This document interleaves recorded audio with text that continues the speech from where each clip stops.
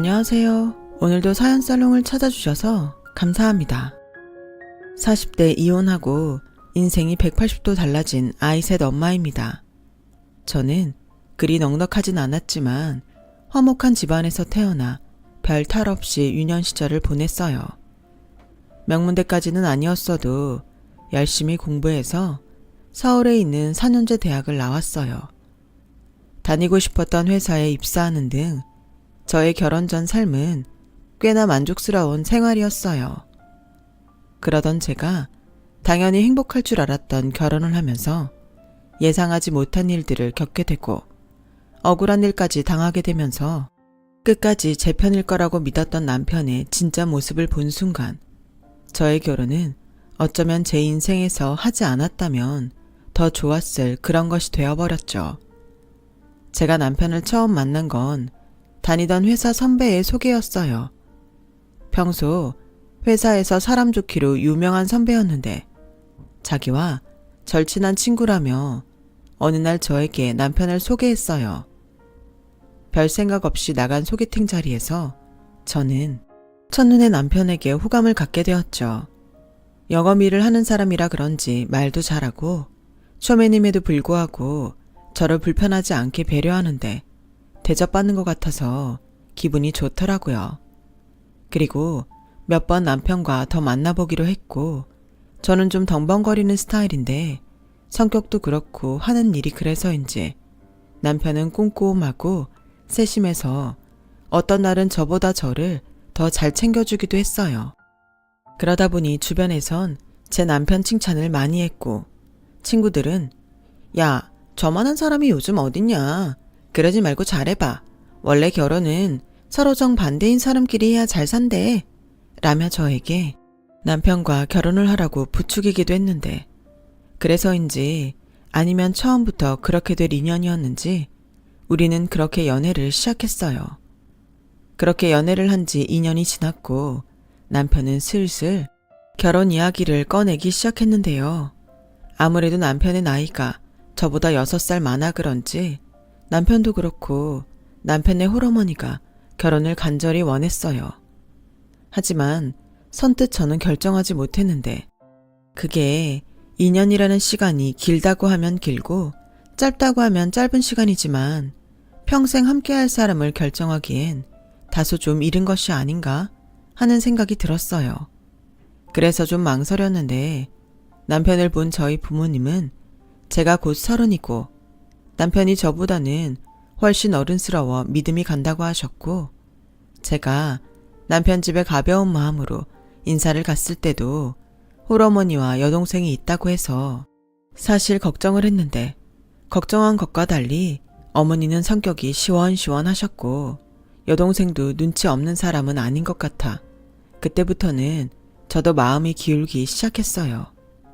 그래서 남편을 믿고 결혼을 결심했고 결혼 준비에 들어갔죠. 저희도 결혼 준비를 하면서 이래저래 많이도 부딪혔어요. 저와 남편이 성향이 완전히 다르니 어찌 보면 당연한 일이었죠. 하지만 당신은 당연하다고 생각하지 않았기에 결혼을 한 해 만에 하며 힘든 결혼 준비 시간을 보냈고 특히 신혼집 문제로는 정말 많이 부딪혔는데요. 저는 가진 돈 안에서 무리하지 말고 월세나 전세를 가자고 했지만 남편은 매매는 못하더라도 곧 죽어도 30평대 아파트 전세를 가야 한다고 고집을 부렸어요. 오빠, 아무리 아파트가 좋아도 너무 무리는 말자. 우리 아직 신혼인데 그렇게 큰 평수도 필요 없잖아. 뭘 모르는 소리지. 집은 클수록 좋아. 지금은 너무 비싸다는 생각이 들어도 막상 보증금으로 묶여있으면 그거 다 우리 돈인데 잘했다 싶을걸? 내가 회사 근처에 아파트 봐둔 것도 있고. 그렇게 남편은 이미 자기가 다 알아봤다며 무조건 아파트에 가야 한다고 하더군요. 문제는 믿었던 전세자금 대출이 원하는 만큼 나오지 않는다는 거였어요. 애매한 5천만 원 정도가 부족하더라고요. 500도 아니고 5천이면 포기해야 하지 않냐고 남편에게 말했고 남편은 우선 양가의 집에 갚는 조건으로 부탁을 드려보자고 저를 설득했어요. 아무래도 이미 봐둔 그 아파트를 놓치고 싶지 않았던 마음이 그만큼 컸던 거였죠. 하지만 그때까지도 주택담보대출금을 갖고 있던 친정은 그 정도의 여유는 없다며 미안하다고 하셨어요. 시어머니 역시 시누이의 눈치를 보며 무리라고 하셨는데 아마도 가지고 있는 돈이 시누이의 결혼자금이었던 모양이었어요. 저희 시누는 남편과 3살 차이로 저보다 3살이 많았는데 무슨 욕심이 그렇게 많은지 이 남자 저 남자 재느라 변변한 연애도 제대로 한번 해본 적이 없었는데 시집은 가고 싶은지 그 돈은 절대 건드릴 수 없다는 듯 시어머니를 쳐다보더라고요. 그렇게 되자 남편은 최후의 결정으로 신용대출을 받아 필요한 잔금을 해결하자더군요. 저는 그 정도로 무리를 해야 하나 싶어서 망설였는데 이번에는 남편은 없어지는 돈 아니고 보증금으로 나중에 다 돌려받을 수 있는 돈이니 저금한다 생각하자고 했는데요. 그 다음 말이 좀 그랬어요. 나는 전세자금 대출 받아서 좀 그러니까 신용대출은 당신이 받아. 나는 전세자금 대출, 자기는 신용대출. 서로 잘 상환해서 나중엔 진짜 우리 집 사자. 오빠, 나는 아무리 생각해도 이건 아닌 것 같아. 막말로 전세잖아. 우리 집도 아닌데 꼭 이렇게 해야 해? 다른 사람들도 다 이렇게 해. 마음에 드는 집 구하기가 어디 쉬운 줄 알아? 그리고 남들이 신혼집 어디에 구했냐고 물어볼 텐데 이 정도는 돼야 말이나 꺼낼 수 있지. 가만 보면 자기는 하나만 할지 둘은 몰라. 그러니까 이젠 이 오빠만 믿어. 내가 우리 각시 남부럽지 않게 살게 해줄 테니까. 저는 너무나 확신을 가진 남편의 태도에 두 손 두 발 다 들었어요. 그리고 가장 큰 문제였던 신혼집을 해결하고 저희는 곧 결혼식을 올렸는데 남부럽지 않게 해준다더니 지금 생각하면 그 인간은 남보다도 못한, 차라리 몰랐으면 더 좋았을 사람이었네요. 그렇게 결혼을 한 저와 남편은 생각하지 못한 허니문 베이비를 갖게 됐었어요. 그 후로도 결혼 6년 만에 아이 셋을 낳게 됐는데 주변 사람들은 그렇게 금술이 좋냐고 저를 놀리기도 했지만 남편은 육아며 집안일에는 도통 도움이 되지 않는 사람이라 고생은 저 혼자만 해야 했죠. 아무튼 저는 그때까지도 직장에 다니고 있었는데 돌봐야 할 아이가 셋이나 있다 보니 뭔가 마음이 모두 지쳐버렸어요. 남편은 언제나 자기가 더 힘들다며 갖은 유세를 떨었고 남편이 하는 일의 특성상 업무의 연장이라며 술 마시고 늦게 들어오는 일도 많았어요. 쉬는 날에는 정작 우리 집보다 시댁에 가서 자기 식구들을 살피기 바빴어요. 그러니 저는 당연히 불만이 쌓여갔죠. 저 딴에는 화내지 않으려 서운하다는 듯 말이라도 꺼내면 남편은 늘 비슷한 대답을 했어요. 엄마네 집은 남자가 없잖아. 전구라도 나갔으면 갈아줘야 하고 힘쓸 일 있으면 내가 해야 하는데 자기가 좀 이해해라. 나도 힘들어. 고만고만한 애들이 셋이야. 평일에는 바쁘다고 애들 얼굴도 제대로 못 보잖아. 그럼 쉬는 날은 애들이랑 좀 놀아주면 안 돼? 나는 솔직히 애를 어떻게 봐야 하는지 잘 몰라. 남들 애들도 다 엄마들이 알아서 키운다고 하던데 자기는 좀 유별나다. 뭐? 유별나다고? 무슨 말을 그렇게 생각 없이 해. 연애할 때는 그렇게 비율을 잘 맞추더니 결혼하니까 완전 딴 사람이 됐네. 몰라. 어머님 댁에 갈 거면 애들 다 데리고 가. 할머니랑 고모가 당신 대신 우리 애 봐주면 되겠네. 야, 유진이는 그렇다 쳐도 우리 엄마 나이가 몇인데. 저희 남편은요, 그렇게 안 봤는데 생긴 것과 다르게 효자였어요. 그러니 결혼 후에는 무슨 걱정이 많은지 자기 집 일이라고 하면 자다가도 벌떡 일어나 시댁으로 갔고 저와 저희 애들은 점점 그 안에서 소외되고 있었는데요. 그렇게 결혼한 지 10년이 되던 해 드디어 아파트 청약 넣은 것이 당첨됐어요. 그때까지 저희는 전세로 얻은 신혼집에 살고 있었거든요. 매번 재계약 때마다 보증금을 올려줘야 해서 제가 일도 그만 못 두고 갖은 고생을 다 했는데 드디어 내 집 마련을 하게 된 거였죠.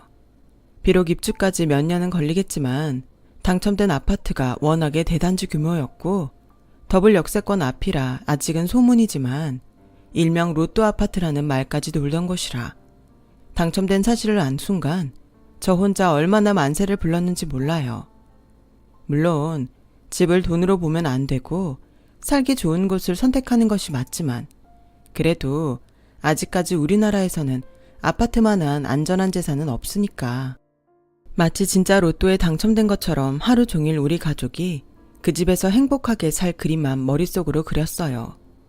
그리고 저는 이 기쁜 소식을 가장 먼저 남편에게 알렸는데 제 이야기를 들은 남편 역시 기대도 하지 않았는데 너무 잘 됐다며 좋아했고 빨리 시어머니한테도 이 사실을 알리자고 했는데요.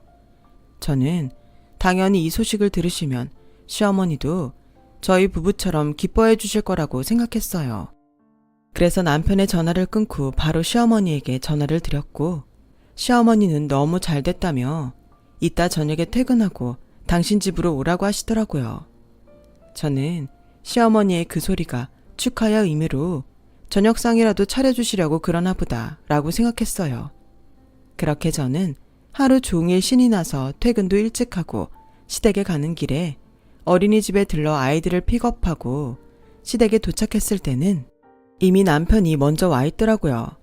그래서 저는 별뜻 없이 남편에게 짧은 투정을 부렸는데 거기서부터 뭔가 잘못 낀 단추처럼 뭔가 맞지 않았어요.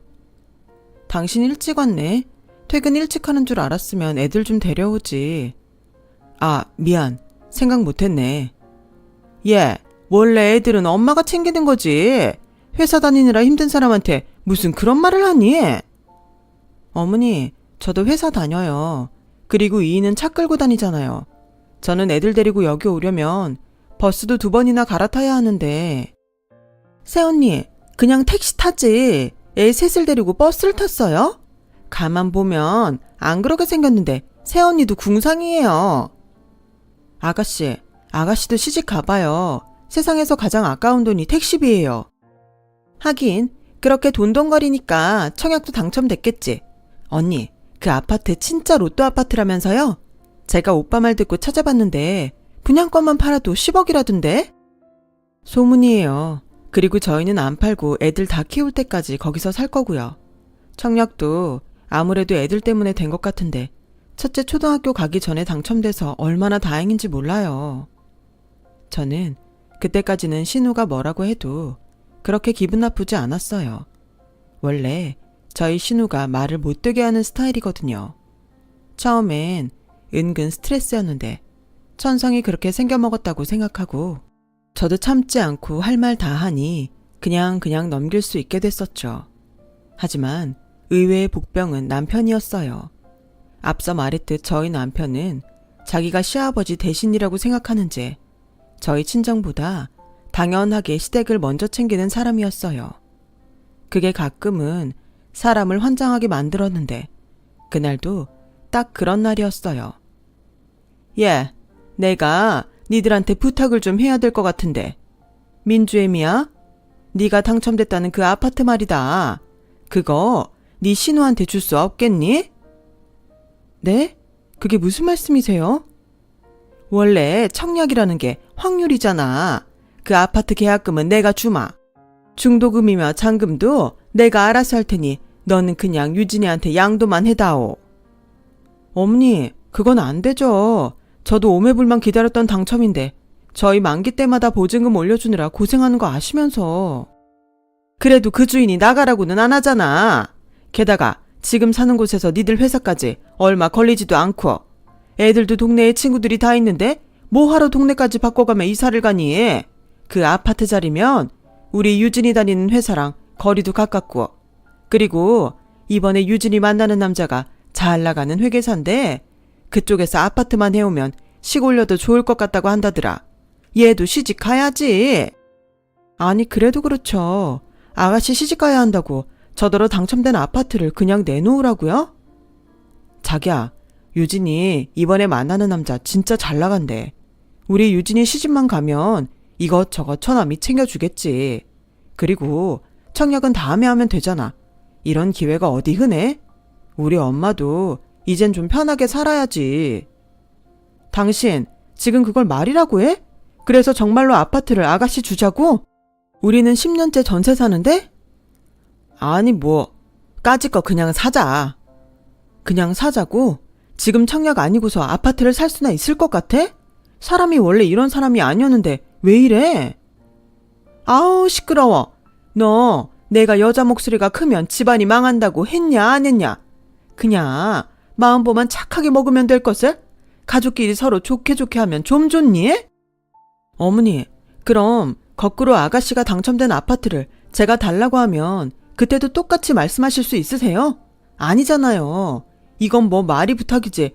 내놓으라고 협박하시는 건데 제가 예 하고 드릴 줄 아셨어요? 이거 하는 소리 좀 보게. 너 아파트 당첨됐다고 지금 눈에 뵈는 게 없는 거니? 나 네 CM이야. 그리고 어차피 그 아파트 중도금도 내 아들이 낼 텐데 뭐 어때서 그래? 꿈 깨세요. 저 그 아파트 들어가서 애들이랑 살 거예요. 저거 지 분수도 모르고 욕심 부리는 것 좀 봐라. 그 아파트가 너랑 어울리기는 할 것 같으냐? 우리 유진이처럼 회계사 사모님이나 어울리지? 저는 더 이상 말 같지 않은 소리를 듣고 싶지 않아 시어머니가 뭐라고 하건 말건 그 자리에서 애들을 챙겨서 일어났어요. 그리고 그 길로 집으로 돌아와 버렸는데 이런 저의 행동이 마음에 안 들었는지 뒤늦게 쫓아온 남편은 되레 지가 더 화가 나서는 애들 보는 앞인데도 저에게 뭐라고 하기 시작했고 세상에서 가장 축하받고 행복하고 싶었던 날 저는 서러움에 몰래 눈물을 훔쳐야 했어요. 아니 언제는 욕심 없다고 무리하지 말자고 하더니 사람이 변한 거야 뭐야? 내가 그때처럼 분수에 안 맞게 대출받아가면서 이사하자는 게 아니잖아. 길 가는 사람 아무나 붙잡고 물어봐. 청약 당첨됐는데 남한테 양도할 수 있는지. 남? 너는 내 동생이 남이야? 자기가 끔찍하게 생각하는 여동생이라고 나까지 끔찍하게 생각하라는 법 있어? 솔직히 나는 내 동생이 달라고 해도 못 줘. 사람들이 무슨 결혼을 장사라고 생각하나? 왜? 아가씨가 그 회계사 남자랑 결혼하면 어머님이랑 당신한테 뭐 떨어질 것 같아 그래? 야, 너는 같은 말도 참 재수없게 한다. 가족끼리 돕고 돕는 거지. 상부상조. 그리고 우리 유진이 시집 잘 가서 우리 엄마도 우리도 뭔가 얻어지는 것이 있음 좋은 거 아니야? 그 집에서 아파트만 해오면 다른 건 하나도 필요 없다고 했대. 됐어. 그렇게 능력 있는 회계사인데 왜 아파트를 아가씨한테 해오라고 그래? 지가 사지. 아무튼 난 절대 못 주니까 그런 줄 알아. 좋아, 알았어. 그럼 그 아파트 중도금은 네가 알아서 내. 잔금도 네가 알아서 내고. 그렇게 용케 버틸 수 있으면 나중에 네 새끼들 데리고 들어가서 행복하게 살아. 내 동생은 평생 다 늙어도 시집 한 번 못 가고 처녀귀신으로 살라고 하고 너만 잘 먹고 잘 살아. 그럼 됐지? 이제 속이 시원하냐? 개소리도 참 정성스럽게 한다. 알았어. 나는 그 아파트 가서 우리 애들이랑 행복하게 잘 살 테니까 당신은 그럼 이 집 보증금 올려주면서 내가 받은 대출금 대신 갚아. 마음 같아서는 그 돈도 달라고 하고 싶은데 나중에 보증금 뺄 때 이미 다 갚은 돈은 내가 가져갈 테니 그런 줄 알고. 뭐? 나더러 그 대출금을 대신 갚으라고? 아니, 이 집에서 내가 혼자 살았어? 그럼 당첨된 아파트는 나 혼자가? 애들은 나 혼자 나왔어? 그때는 왜 그랬는지 몰랐지만 뒤돌아보면 남편은 생긴 것과 참 다르게 여우였어요. 당연히 전세자금 대출 금리가 액수는 좀 커도 싼데 신용대출은 상환기간도 짧고 금리도 높아서 저는 그거 갚느라 변변한 적금도 못 넣었는데 이때까지는 네 돈 내 돈이 어디 있냐 생각했지만 남편이 치사하게 나오니 저도 가만히 당하고 있을 수는 없었어요. 그렇게 저는 남편과 좁힐 수 없는 평행선을 달렸고 그 뒤에도 남편은 계속 자기 동생에게 분양권을 넘겨주라고 저를 달래기도 하고 성질을 부리기도 했는데 제가 원하는 답을 주지 않자 저와는 한 방에서 잠도 자기 싫다며 막내들이 쓰는 방에 들어가 애들을 내쫓고 그 방을 지방처럼 쓰기 시작했어요. 참 어이가 없는 일이었죠. 아니, 자기 동생은 그렇게 아끼면서 지 자식들한테 방이나 뺐고 저는 남편의 그런 말도 안 되는 행동에 큰 실망을 했고 이번만큼은 나도 물러날 수 없다고 마음을 단단히 먹었는데요. 그러던 어느 날 회사에서 근무를 하는데 주인 아주머니가 전화를 주셨어요. 저는 보증금 올려준 지 얼마 되지 않았는데 전화가 와서 좀 의아했는데 막상 전화를 받고 내용을 듣는데 정말 머리 꼭대기까지 화가 치솟았네요. 애기 엄마, 내가 아무리 생각해도 이상해서 전화했어요. 우리 바깥 양반이 그러는데 그 집 남편이 재계약한 지 얼마 되지도 않았는데 집을 빼겠다고 보증금을 달라고 했다더라. 혹시 이사가? 네? 아니요. 뭘 잘못하신 건 아니세요? 정말 저희 남편이 그랬다고요? 그렇다니까. 이사 계획이 있었으면 분명 재계약하지 않았을 텐데 갑자기 이러면 우리도 곤란하거든. 그래서 내가 애기 엄마한테 확인하는 거야. 아니에요. 저희 이번에 청약 당첨돼서 그 집 들어가기 전까지는 이사 계획 없어요. 그러니까 저희 남편 말 신경 쓰지 마세요. 제가 알아서 해결할게요. 저는 너무 황당해서 바로 남편에게 전화를 걸었어요. 그러자 남편은 이제부터 제 전화는 받지 않기로 작정했는지 전화를 받지 않았고 퇴근 후 아이들을 다 재우고 남편을 기다리는데 자정이 넘어서야 남편이 들어왔어요. 지금 나랑 뭐 하자는 거야? 전화도 안 받고 왜 당신 멋대로 주인 집에 보증금을 달라고 해? 이 집 빼면 당장 우리는 어디가 있으라고? 그럼 어떡해? 유진이 시집 못 간다고 울고불고 하는데 이 집 빼서 어디 다른 아파트라도 사줘야 할 거 아니야. 우리는 뭐 당신 노래하는 그 아파트 다 지을 때까지 우리 엄마 집에 있어야지 뭐. 진짜 황당하다 못해 어이가 없다. 시집가는 아가씨 때문에 내가 그렇게 살아야 해? 아가씨도 그래. 자기가 능력 없으면 어쩔 수 없지. 무슨 오빠가 살던 집까지 팔라고 그래? 어차피 이 집 얻을 때 당신 싫다고 했잖아. 전세 명의도 내 명의이고 전세자금 대출도 내 명의인데 이 집에서 살지 말지는 내가 결정하는 거지. 그리고 나더러 당신 대출금까지 대신 갚으라며. 나라고 뭐 좋아서 이러냐? 그냥 분양권만 넘기면 잘 해결될 일을 네가 더 복잡하게 만드는 거잖아. 분양권 나한테 맡겨놨니? 그렇게 아파트가 필요했으면 아가씨야말로 청약 안 놓고 뭐 했어? 아니, 자기네들은 생각도 안 하고 있었으면서 왜 나한테 죄다 달라붙어서 내놓으라고 하는 건데? 뭐라고? 너 표현이 좀 그렇다. 우리 엄마 말대로 꼴랑 청약 좀 당첨됐다고 우리 가족이 우습게 보이냐?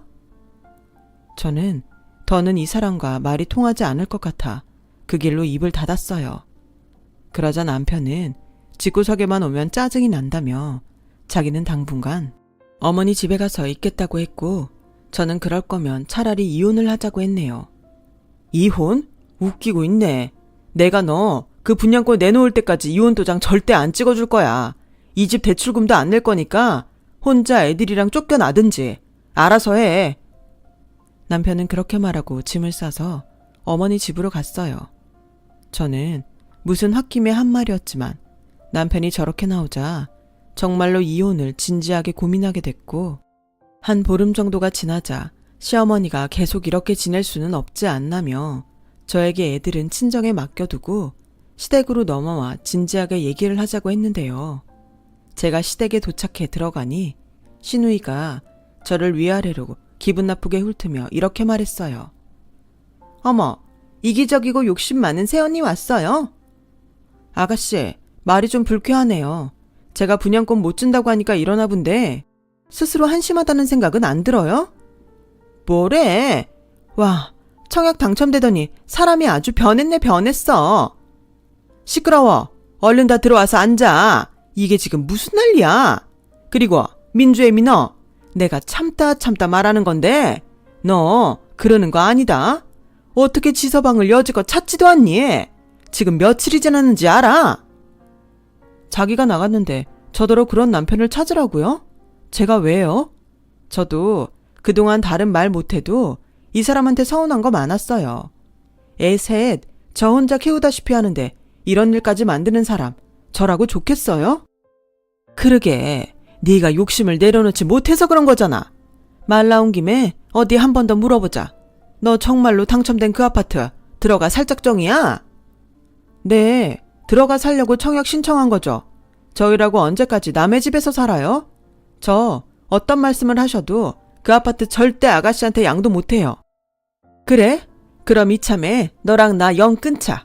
내가 무슨 부귀영화를 누리겠다고. 나는 그냥 내 딸이랑 늙어 죽을라니까. 너는 네 남편 데리고 가. 그리고 앞으로는 여기 발도 붙이지 말아라. 엄마, 무슨 말이 그래. 나더러 지금 집에 오지 말라는 거야? 그럼 어떡해. 매번 이런 불쾌한 일을 겪으라고? 나는 이제부터 아들도 없고 며느리도 없다고 생각할 거야. 유진아, 너 결혼하지 말고 평생 엄마랑 살자. 싫어. 왜 엄마 맘대로 결정해? 아파트 분양권 뺏어서 준다며. 나 꼭 현준 씨랑 결혼하고 싶단 말이야. 정말 웃기지도 않네요. 무슨 강도야 뭐야. 어머니, 그냥 아드님도 어머니 데리고 사세요. 저 그냥 이혼하겠습니다. 저 사실 여기 오는 것도 싫었어요. 분명 무슨 말씀하실지 뻔히 아는데 그래도 어른이 오라고 하시는 거라 왔더니 역시나였네요. 지금 살고 있는 전세 보증금 빼서 당신이랑 나 재산 분할하고 당신은 당신 소원대로 여기서 살아.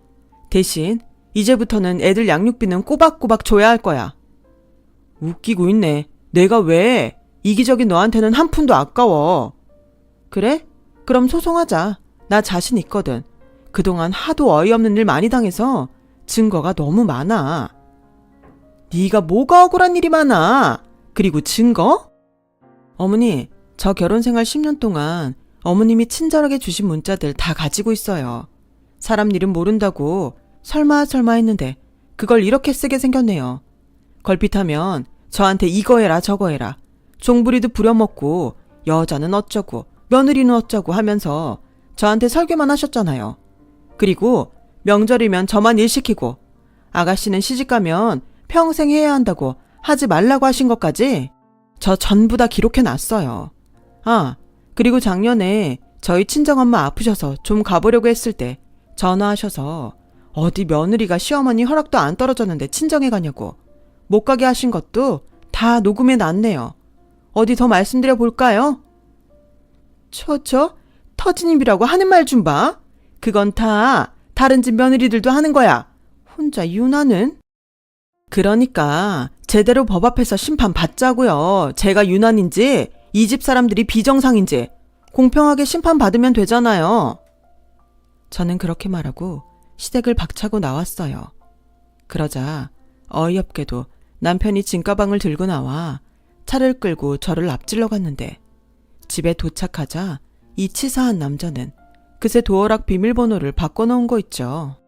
어떻게 사람이 이렇게까지 유치하고 한심할 수가 있는지 지금 생각해도 바로 어제 일처럼 너무 화가 나네요. 그리고 저는 문이 잠긴 것을 확인하고 바로 열쇠집 사람을 불러 문을 따고 들어갔고 그러자 제가 이렇게까지 할 줄 몰랐다는 남편은 거실에서 놀라 저를 쳐다보는데 어찌나 밉상이던지 할 수만 있다면 시간을 되돌려서 결혼을 고민하던 그때로 돌리고 싶더라고요.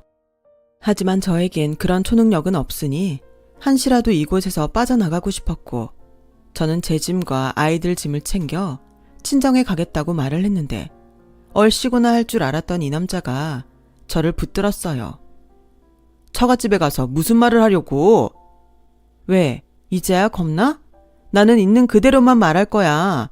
당신하고 이혼할 판인데 내가 숨길 게 뭐가 있어? 그럼 가서 우리 집에서 당첨된 분양권 달라고 했다고 말하려고? 그래, 그것 때문에 일이 이 지경까지 온 건데 무슨 다른 말을 해? 그럼 이렇게 합의하자. 당신은 이혼이 하고 싶고 우리 가족은 당신이 당첨된 아파트가 필요하니까 다른 건 당신이 다 갖고 그 분양권만 나한테 넘겨줘. 이 집은 빼는 대로 보증금 다 당신한테 보내줄게. 어차피 그 당첨된 아파트 계약금 말고 들어간 것도 없잖아. 나도 없이 중도금이랑 잔금 해결할 수 있어? 현실적으로 생각해라. 아가씨 하는 말 못 들었어? 분양권만 팔아도 그게 얼만데. 그리고 애들 양육비는 당신이 애들 맡을 거야? 그리고 당신 식구들 딴소리 잘하잖아. 나는 그냥 깔끔하게 소송하는 게 좋다고 생각해. 소송해봤자 길기만 길어지고 서로 상처만 남을 텐데 애들 생각은 안 해? 웃긴다 정말. 당신이 언제부터 애들을 그렇게 생각했어? 당신이야말로 다 까발려지면 불리하다는 걸 아니까 이러는 거잖아. 어차피 원하는 건 이혼 아니야? 막말로 내가 도박을 했어. 바람을 폈어. 나도 승률 좋은 변호사 선임해서 끝까지 버티면 어쩔 건데. 내가 당신이 하자는 대로 다 할 테니 이혼은 안 하고 싶다고 막 호소하면? 저는 순간 남편의 말에 불안해지기 시작했어요. 저 인간은 충분히 그러고도 남을 사람이고 이혼 소송에 실패하면 다시 저를 들들 볶을 것이 자명했기에 고민 끝에 아파트 분양권만 제가 갖고 매달 아이들 양육비를 받는 조건으로 합의하자고 제안을 했는데 남편은 분양권만은 포기할 수 없다며 그런 합의는 하지 않겠다고 버텼는데요. 저도 에라 모르겠다 하며 그냥 이혼 소송을 하겠다고 세게 나가자 그제야 남편은 시간을 좀 달라고 하더라고요. 그리고 자기네들끼리 어떤 말이 오갔는지는 모르지만 제가 원하는 조건으로 합의 이혼을 하자고 하더군요. 그 주 저와 남편은 법원을 함께 가기 위해 날을 잡았어요. 그렇게 함께 법원에 가기로 한 날, 저는 그날 휴가를 냈는데 남편은 회사에만 잠깐 다녀와서 오후에 가자고 하더니 오후 4시가 넘어도 깜깜 무소식이었어요. 그러다 모르는 번호로 전화 한 통이 걸려왔는데 정말 눈앞이 캄캄하다는 말이 무슨 말인지 알겠더라고요. 전화의 내용은 그런 거였어요. 남편이 차 사고가 나서 응급수술을 받아야 하는 상황이라고요. 저는 너무 놀라 택시를 잡아타고 병원으로 뛰어갔고 남편은 장장 10시간의 긴 수술 끝에 중환자실로 옮겨졌는데 출혈이 너무 많아서 깨어날 수 있을지 장담할 수 없다고 했어요. 그러자 그 소리에 소식을 듣고 달려온 시어머니는 저를 붙들고 이게 다 너 때문이야! 너 때문이라고! 라는 말과 함께 오열하셨고 시누이 역시 병원 바닥을 기어다니며 오빠 오빠 하며 우는데 왜 하필 이런 타이밍에 이런 일이 생겨났는지 하늘이 원망스러웠어요. 그리고 이럴 거면 차라리 청약이 되지 않았으면 더 좋았겠다는 생각까지 들었죠. 그렇게 뜬 눈으로 꼬박 날을 이틀을 보내니 다행히도 남편의 의식이 돌아와 일반 병실로 옮길 수 있게 됐어요. 하지만 남편은 교통사고 후유증으로 걷지 못할 수도 있다는 담당 의사 선생님의 말을 듣게 됐고 남편은 심한 절망감에 빠져 저를 원망하듯 이젠 절대 이혼은 못 해줄 것 같다며 태도를 바꾸는데 무섭기까지 하더라고요. 그리고 남편은 자기를 이렇게 만들었으니 그 보상금으로 당첨된 아파트 분양권을 시누이한테 넘기라고 했는데 경황이 없기도 했지만 이 순간까지도 그렇게 분양권을 못 빼앗아 안달이라니 도의적인 마음도 사라졌어요. 그러다 우연히 듣게 된 남편을 포함한 그쪽 사람들의 대화에 저는 정말 경악을 금치 못했는데요. 그 이야기를 듣고 있는 내내 분노의 두 팔이 부들부들 떨렸을 정도였어요. 글쎄 남편과 시어머니는 처음엔 지금 저희가 살고 있는 전세 보증금을 빼서 시누이 사줄 아파트 계약금으로 넣고 부족한 돈은 남편이 담보대출과 신용대출까지 추가로 받아 해결할 생각이었는데 지금은 남편이 사고로 일을 할 수 없는 몸이 되었으니 그 계획은 쓸모 없어졌다며 이제는 모든 불행의 원인을 저라고 몰면서 어떻게든 제가 가진 아파트 분양권을 뺏어내자고 입을 맞추고 있더라고요. 아무리 자기 딸과 동생을 좋은 곳에 시집 보내고 싶어도 그렇지 사람들이 어떻게 그렇게까지 악랄할 수 있죠? 게다가 순수하게 시누이를 위하는 마음도 아니었으니 정말 저 사람들의 욕심에 진절머리가 났어요. 그리고 남편은 더 얄밉게 저 보란듯이 재활치료도 받지 않고 자기 인생은 이제 끝났다며 지질이 궁상을 떨었는데 제가 생각처럼 독려하지 않자 남편은 아무런 대책도 없이 퇴원을 하겠다고 고집을 부렸어요. 어차피 입원하는 동안 할 수 있는 치료는 재활치료가 전부였기에 병원에서는 퇴원을 원하면 해도 된다고 했고 집에 돌아온 남편은 하루 종일 술만 마시며 저에 대한 원망만 쏟아냈는데 그런 와중에 부동산에서 어떻게 알고 시세보다 더 높게 쳐주겠다며 분양권을 팔라며 전화가 왔는데요. 순간 조금 흔들렸어요. 이미 저는 남편과 이혼할 생각이 확고했고 그 아파트에 들어가 살아도 사는 내내 좋지 않은 남편과 시댁에 대한 기억이 날 것 같아 찝찝하던 차였거든요. 그런데 시어머니 역시 부동산을 돌아다니며 당첨된 아파트 분양권 시세를 알아보고 다니셨는지 애 같아서 저를 찾아오셨죠. 딱 봐도 분양권 금액이 높아지면 높아질수록 제가 넘겨주지 않을 것 같아 초조하신 모습이었어요. 너 어차피 이대로는 그 아파트 못 들어가. 아직 네 분수를 모르겠어? 내 아들 저렇게 만들어 놓고 네가 무슨 대단지 브랜드 아파트야. 넌 평생 내 아들 뒤치다꺼리나 하고 살아.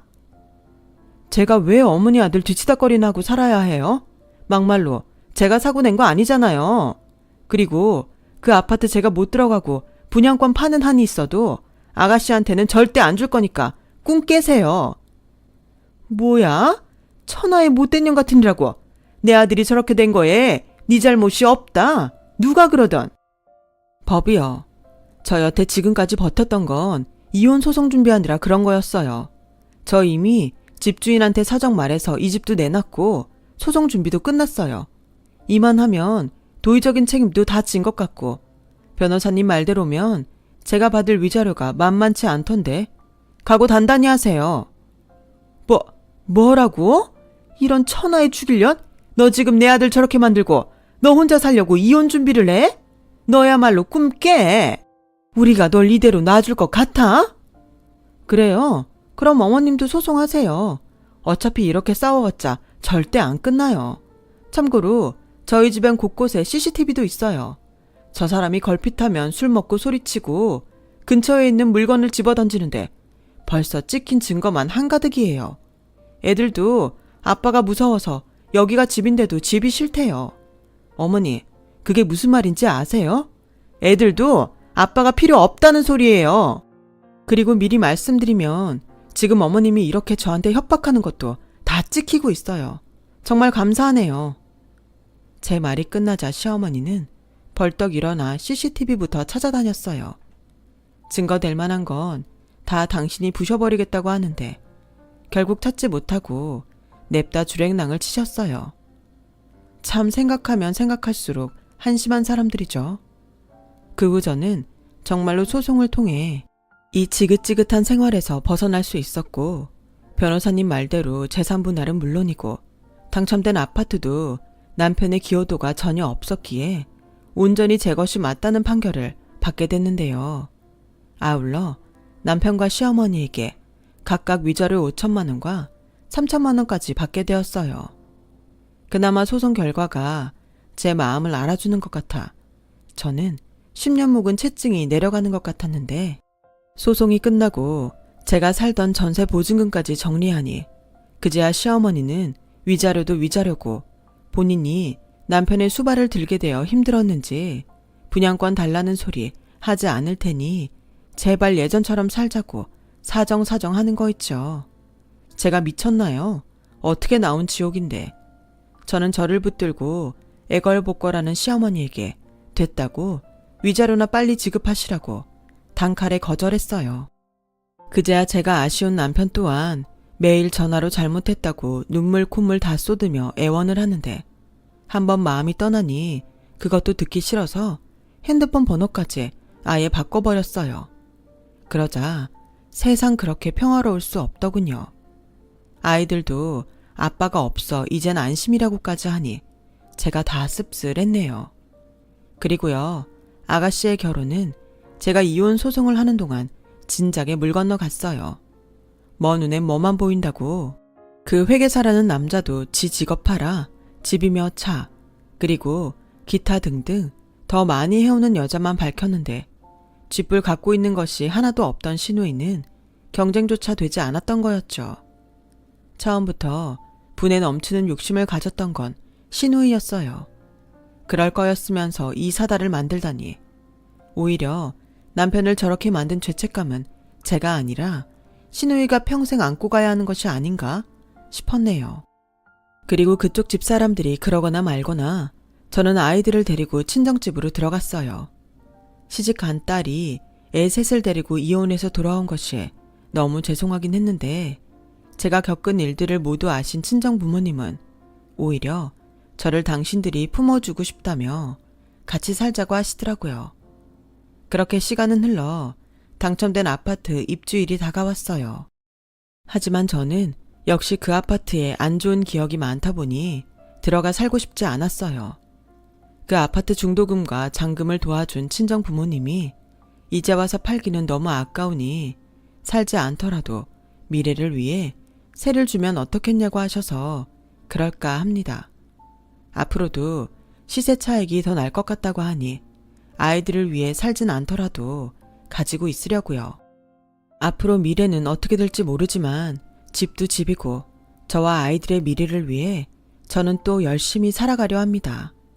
열심히 살다 보면 지난 10년의 억울했던 세월을 보상받을 수 있는 행복도 찾아오겠죠.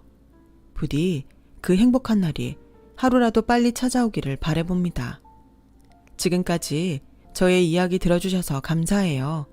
언제나 행복하시고 건강하길 빌겠습니다.